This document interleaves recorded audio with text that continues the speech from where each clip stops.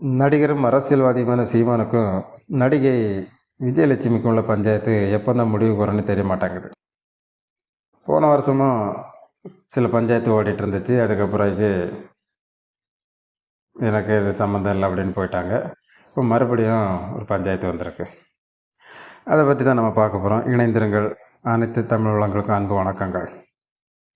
சமீபத்தில் விஜயலட்சுமி அவங்க ஒரு வீடியோ வெளியிட்டிருந்தாங்க. அதில் சீமானோட வீடியோக்கள் நிறைய என்கிட்ட இருக்குது, அதை நான் வெளியிட போகிறேன் அப்படின்னு சொல்லி ஒரு எச்சரிக்கை கொடுத்துருக்காங்க சீமானுக்கு. போன வருஷம்தான் ஒரு கம்ப்ளைண்ட் கொடுத்துருந்தாங்க சென்னை கமிஷனர் ஆஃபீஸில். சீமான் அவர்கள் தன்னை திருமணம் செய்து ஏமாற்றி விட்டதாகவும் அவர் மீது நடவடிக்கை எடுக்க வேண்டும் என்று சொல்லி ஒரு கம்ப்ளைண்ட் கொடுத்துருந்தாங்க. அது நிறைய பிரச்சனைகள்லாம் ஓடிச்சு, மீடியாக்கள்லாம் அப்போ பரபரப்பாக இருந்துச்சு.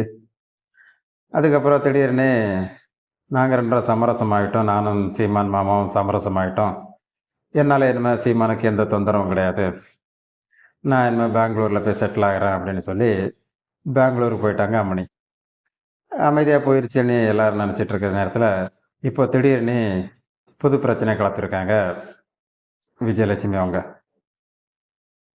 தன்னிடம் சீமானுடைய வீடியோக்கள் நிறைய இருக்குது அப்படின்னு சொல்லி, நான் அத்தனை வீடியோக்களையும் நான் வெளியிட போகிறேன், சீமான் அப்படிப்பட்டவர் இப்படிப்பட்டவர்னு சொல்லி அவரை தரக்குறைவாக பேசி அவன் இவன்னு சொல்லி ஒரு மேலே பேசியிருக்காங்க.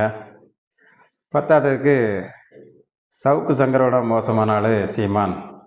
ஆனால் இந்த அரசாங்கம் சீமான் மீது நடவடிக்கை எதுக்கும் எடுக்க மாட்டேங்கிறாங்க அப்படின்னு சொல்லி தன்னுடைய ஆதங்கத்தை வெளிப்படுத்தியிருக்காங்க. விஜயலட்சுமி அவங்க சீமானோட வீடியோவை வெளியிடுவாங்களா வெளியிட மாட்டாங்களாங்கிறத நம்ம பொறுத்திருந்து தான் பார்க்கணும். இந்த சம்பவத்தை பற்றின கருத்துக்களை இந்த கமெண்ட் பாக்ஸில் நீங்கள் சொல்லுங்கள்.